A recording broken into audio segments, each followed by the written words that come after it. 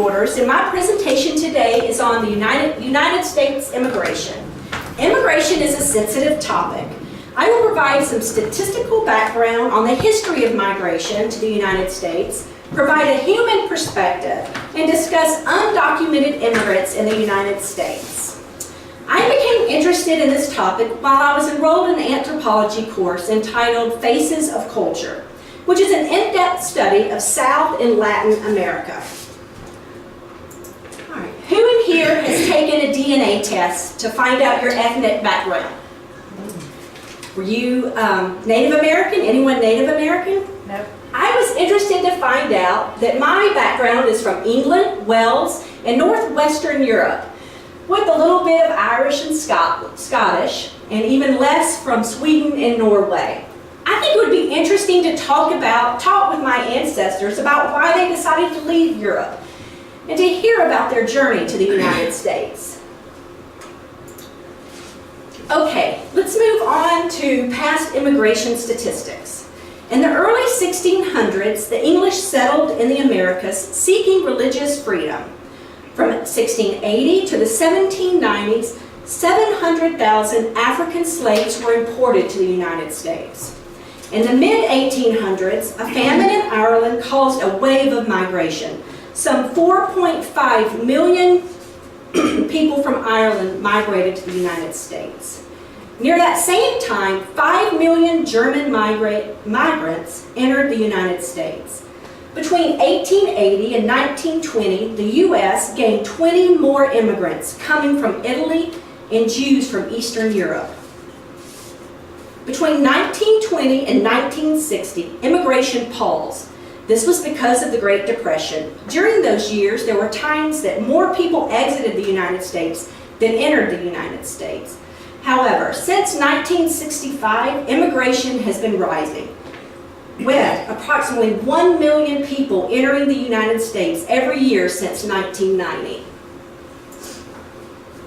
Okay, who is entering the United States today? Well, as you can see from the chart, Mexico has the largest number of people entering the United States since the 1990s, followed by China and India, which has risen from 13th in 1996 to 3rd in 2017. Now that we know who is migrating to the United States, let's talk about why people are migrating. There have been various reasons why people have migrated to the United States. Religious freedom, escape from persecution, more opportunities for themselves and their families, and to escape violence. I'm going to read to you some direct quotes of people who have been trying to immigrate from Mexico recently. A woman who says, "If my country was okay, I would not try to cross." She's a mother from Honduras. And a 19-year-old mother rocking her 6-month-old baby says, after she's been trying to escape domestic violence, she says, "God has the final word on on me. Only He can decides what happens to me next." Omar, a 48-year-old man traveling with his 17-year-old daughter, says, "I was threatened with extortion by one of the many street gangs in Honduras." And another young girl who wanted to stay anonymous says, "My mother and I are both from Guatemala. My mother was forced to have sexual intercourse when she was 14 years old." And this is Ruby. She's a 15-year-old girl holding her 2-month-old daughter. And she says, "I have to risk everything. You have to risk yourself. There is no future for me in Honduras." All right.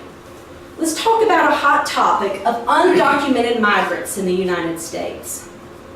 Okay, so you don't have a Social Security number, which means, of course, you don't pay taxes, right? That's not always the case. Many undocumented immigrants do pay taxes, and they get an ITIN number, and this helps them gain citizenship. In 2010, $12 billion more was collected in Social Security payroll taxes than benefits were paid out. Undocumented immigrants have very few federal benefits that they can take advantage of. What is a person's net worth? I don't think we can calculate a human's net worth. They actually do contribute to our economy. All right, so why don't they get in line? Why don't they become a U.S. citizen? We hear that a lot.